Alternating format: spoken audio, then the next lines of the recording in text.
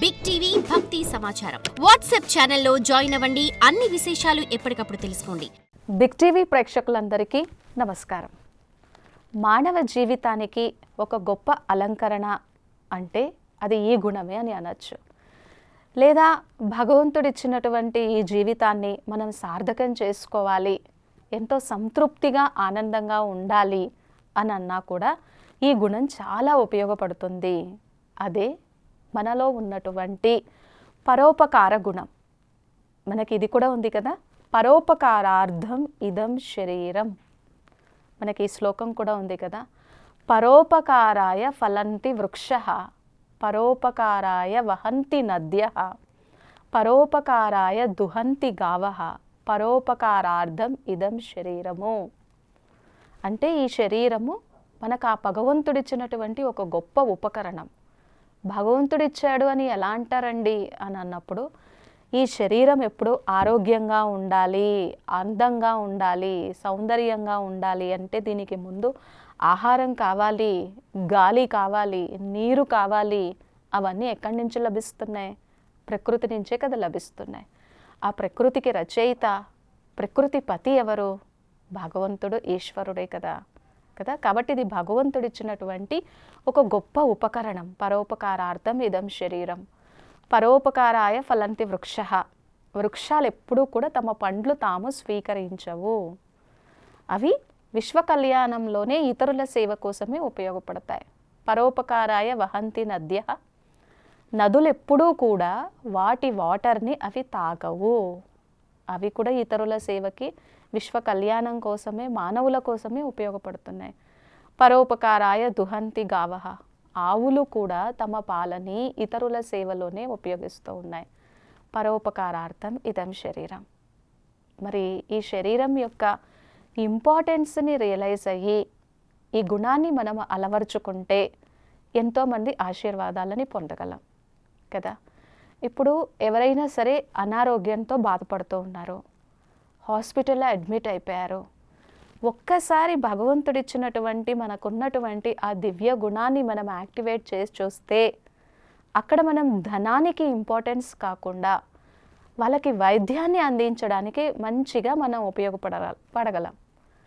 అక్కడ అల్పకాలికంగా వచ్చే ధనం కంటే కూడా శాశ్వతంగా వాళ్ళు ఆరోగ్యంగా ఉన్నప్పుడు వచ్చేటువంటి ఆశీర్వాదాలే ఒక గొప్ప ధనం అని అనుకుంటాం మనం.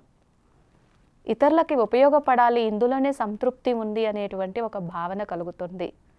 ఈ గుణం మర్చిపోయామనుకోండి, పరోపకారార్థం ఇదం శరీరం అనేటువంటి విశేష గుణం లేదనుకోండి, ఎప్పుడూ ఏదో తీసుకుందాం, ఇతరుల నుంచి ఎప్పుడూ ఏదో ఆశిద్దాం.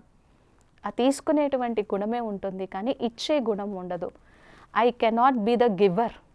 నేను ఇవ్వలేను, ఏది ఇవ్వలేను, సుఖాన్ని ఇవ్వలేను, శాంతిని ఇవ్వలేను, పరోపకార బుద్ధిని కలిగి ఉండలేను కదా. సో ఎవరైనా బాగా కష్టంలో ఉన్నారు, బాధలో ఉన్నారు అనుకోండి, ఈరోజు ఎలాగా అయిపోయింది ప్రస్తుత పరిస్థితి? వాళ్ళు అలాంటి తప్పులు చేశారు కాబట్టి ఇప్పుడు అనుభవిస్తున్నారు అని అంటే వాళ్ళ కష్టానికి ఇంకొంచెం మనం కష్టాన్ని పెంచిన వాళ్ళమే అవుతాం కదా. వాళ్ళ దుఃఖానికి మనం ఇంకొంచెం దుఃఖం పెంచిన వాళ్ళమే అవుతాం కదా.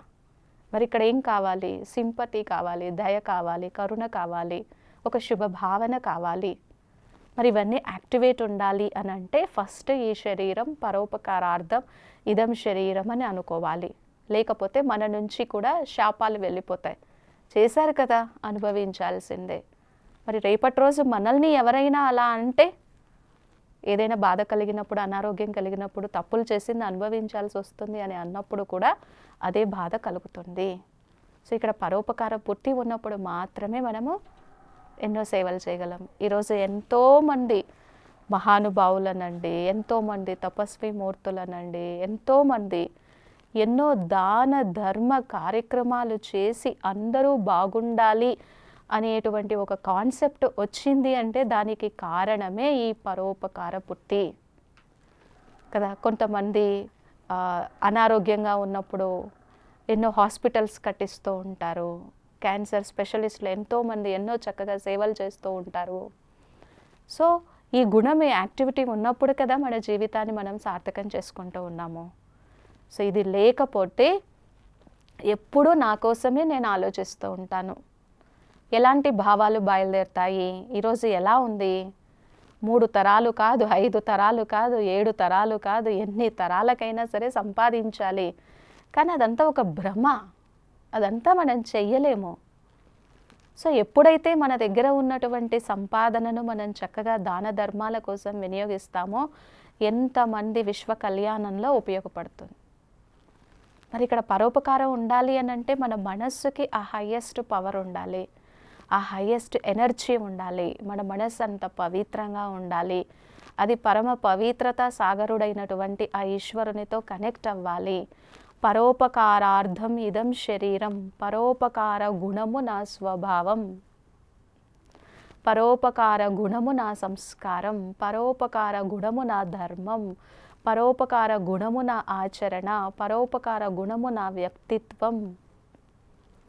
నేను ఎలా ఈ విశ్వానికి పడగలను అనుకున్నప్పుడు భగవంతుడు మన కోసం ఆలోచిస్తాడు.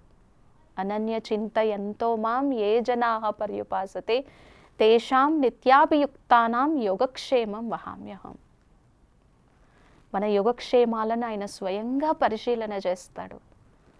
ఆయన వరదానాలు కురిపించడానికి కూడా సిద్ధంగా ఉంటాడు. ఈ పరోపకార గుణం లేదనుకోండి, మనస్సులో ఈ విష బీసాలు ప్రారంభమవుతాయి. ఏంటది? స్వార్థం, అసూయ, నేనే బాగుండాలి, నేనే బాగుండాలి, నా జీవితమే బాగుండాలి, నాకే అన్నీ కలిసి రావాలి, అందరూ నన్నే మహిమ చేయాలి. ఇలాంటి భావాలన్నీ రావడానికి అవకాశం ఉంటుంది. అందుకే మనం చిన్నప్పుడు స్కూల్ లైఫ్లో, చైల్డ్హుడ్ లైఫ్లో ఉన్నప్పుడు కంపల్సరీగా మనకి కొన్ని మోరల్ స్టోరీస్ ఉండేవి.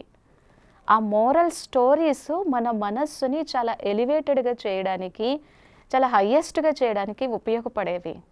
మనం అందరం వినే ఉంటారు, చదువుకునే ఉండుంటారు. కానీ ఇప్పుడు ఎడ్యుకేషన్ మారిపోయింది, ఇంగ్లీష్ మీడియం. ఆ రోజుల్లో శిబి చక్రవర్తి కథ ఉండేది. ఆ శిబి చక్రవర్తి గొప్ప రాజు, తపస్వి. ఒక పావురం కోసం తన శరీరంలో ఉన్నటువంటి ఎంత మాంసాన్నైనా కోసి ఇవ్వడం అవుతుంది. డేగ తరుముకొస్తుంది పావురాన్ని. తరుముకొస్తే శిబి చక్రవర్తి యొక్క సభలోకి వస్తుంది పావురం. నన్ను రక్షించు మహారాజా అంటే శిబి చక్రవర్తి చెప్తాడనమాట, నేను ఏది ఏమైనా సరే నిన్ను రక్షిస్తాను. అప్పుడు డేగ చెప్తుందనమాట, ఇదెక్కడి న్యాయం ధర్మం శిబి చక్రవర్తి, అది నా ఆహారము, ఇప్పుడు నేను ఆహారాన్ని ఎలా స్వీకరించాలి అని అంటే, అప్పుడు శిబి చక్రవర్తి అంటాడు, పావురానికి సరి సమానమైనటువంటి మాంసాన్ని, ఫ్లెష్ని నేను నా బాడీ నుంచి కట్ చేసిస్తాను. ఎంత కట్ చేసినా కూడా పావురానికి ఈక్వల్గా అవ్వట్లేదు, నా ప్రాణమైనా ఇస్తానంటాడు. అలాంటి దాతృత్వ స్వభావం కలిగినటువంటి వారు చరిత్రలో నిలిచిపోయారు. ఇక్కడ మనం అర్థం చేసుకోవాల్సింది, భారతదేశ చరిత్ర అంత గొప్పది అనేది మనం అర్థం చేసుకోవాలి. అంటే ఇక్కడ కీర్తి ప్రతిష్టల కోసం పరోపకార గుణం కలిగి ఉండమని కాదు, పరోపకార గుణం ఉంటే కీర్తి ప్రతిష్టలు వస్తూనే ఉంటాయి. వాటి కోసం మనం ఏం వెంపర్లాడక్కర్లేదు. మెయిన్ ఈ గుణం కలిగి ఉండడం వలన మనలో స్వార్థం తగ్గుతుంది, నేను నాది అనేటువంటి భావన తగ్గుతుంది. ఈ విశ్వ కళ్యాణ కార్యంలో ఈ సాధనాన్ని నేను ఎలా ఉపయోగించుకోగలను అనేటువంటి భావన బయలుదేరుతూ ఉంది. మనలో ఉన్నటువంటి అహంకారం తగ్గుతుంది, దాతృత్వ భావన పెరుగుతుంది. ఎప్పుడైతే మనం నిస్వార్థంగా సేవ చేస్తామో దాని నుంచి వచ్చేటువంటి సంతృప్తికి ఇక లిమిటేషన్సే ఉండవు. అసలు ఒత్తిడికి, సంఘర్షణకి ఆస్కారమే ఉండదు. మరి ఇలా పరోపకార గుణాన్ని కలిగి ఉండి మొత్తం ఆస్తులన్నీ దాన ధర్మాలకు ఉపయోగిస్తే ఇంట్లో ఏం తినాలి, బయట ఏం తినాలి, పిల్లలకి ఏం పెట్టాలి? ఇక్కడ మొత్తం ఆస్తులన్నీ ఇవ్వమని కానే కాదు కదా. కాస్తో కూస్తో మనం ఆ గుణాన్ని కలిగి ఉంటే మన జీవితాన్ని మనం ఎంతో సార్థకం చేసుకోగలము. ఎందుకంటే మనం ఎంత సంపాదించినా, ఎన్ని లక్షల కోట్లు ఉన్నా, ఎన్ని భూములు సంపాదించినా, ఎన్ని గెలుపులు మన జీవితంలో నమోదు చేసుకున్నా, ఎంతమంది మనల్ని ప్రశంసించినా, పొగిడినా, మాలలేసినా, సన్మాన సత్కారాలు చేసినా అవన్నీ ఇక్కడే వదిలేస్తాం కదా. అవన్నీ అల్పకాలికమే కదా, అవన్నీ తాత్కాలికమే కదా. మరి మనతో పాటు వచ్చేది ఏంటి అంటే ఈ ఆశీర్వాదాలే, ఈ దీవెనలే. ఎందుకంటే అన్నింటికన్నా గొప్ప మనస్తత్వం ఎదుటి వ్యక్తి కష్టంలో ఉన్నప్పుడు ఆ కష్టాన్ని అర్థం చేసుకొని మనం చేయగలిగినటువంటి సహాయము పరోపకారం. ఈ సృష్టిలో అన్నీ పరోపకారం చేస్తున్నాయి. మన చంద్రగ్రహణం వచ్చింది కదా, చంద్రగ్రహణం అంటే ఏంటి? చంద్రుడికి భూమి అడ్డుపడుతూ చంద్రుని యొక్క కాంతి భూమి మీద పడకుండా ఉంటుంది. దానివలన కొద్దిగా డైజెషన్ సిస్టమ్ సరిగ్గా పనిచేయదు. ఆ చంద్రుని యొక్క శక్తిని కలువలు కానీ ఏవి కూడా ఆస్వాదించలేవు. భూమికి ఆ ఎనర్జీ రీచ్ అవ్వదు. సూర్యచంద్రులు కూడా ఎంతో సేవ చేస్తూ ఉన్నాయి కదా, నక్షత్రాలు సేవ చేస్తూ ఉన్నాయి, చుట్టూ ప్రకృతి సేవ చేస్తూ ఉంది. మరి ఆ ప్రకృతితో నిర్మాణమై ఉన్నటువంటి శరీరం కూడా కాస్తో కుస్తో సేవకు ఉపయోగపడితే మన జీవితాన్ని మనం సార్థకం చేసుకోవచ్చు. లేదు అనంటే ఈ పగ, అసూయ, ద్వేషము, నా పేరే ముందుండాలి, అందరూ నన్నే ప్రశంసించాలి, అన్నీ నాకే జరగాలి అనేటువంటి భావాలు వచ్చేస్తాయి. ఆ భావాలు వచ్చినప్పుడు అవి మన ఆలోచనలుగా మారుతాయి. ఆలోచనలు వచ్చినప్పుడు అదే మనం కర్మలుగా చేస్తాము. ఏవైతే కర్మలు చేస్తామో మళ్ళీ తిరిగి అదే ఫలితాన్ని పొందుతాము. కాబట్టి ఈ పరోపకార గుణము అనేది చాలా గొప్ప గుణం. దీంతోనే మానసిక శాంతి కలుగుతుంది, దీంతోనే సంతృప్తి ఉంటుంది, దీంతోనే అనేక మంది ఆశీర్వాదాలని పొందగలము, దీంతోనే పరమాత్మ కూడా మన యోగక్షేమాలను చేయడానికి సిద్ధంగా ఉంటారు. అందరిలో ఆ గుణం ఉంది, అందరిలో ఆ స్వభావ సంస్కారం ఉంది, అందరూ చెయ్యగలరు. ఇది కష్టమేం కాదు. కొద్దిగా జ్ఞాపకం చేసుకొని రియలైజేషన్ అయితే చాలు, ఆ గుణాన్ని మనం యాక్టివ్ చేసుకొని ముందుకు వెళ్ళగలము.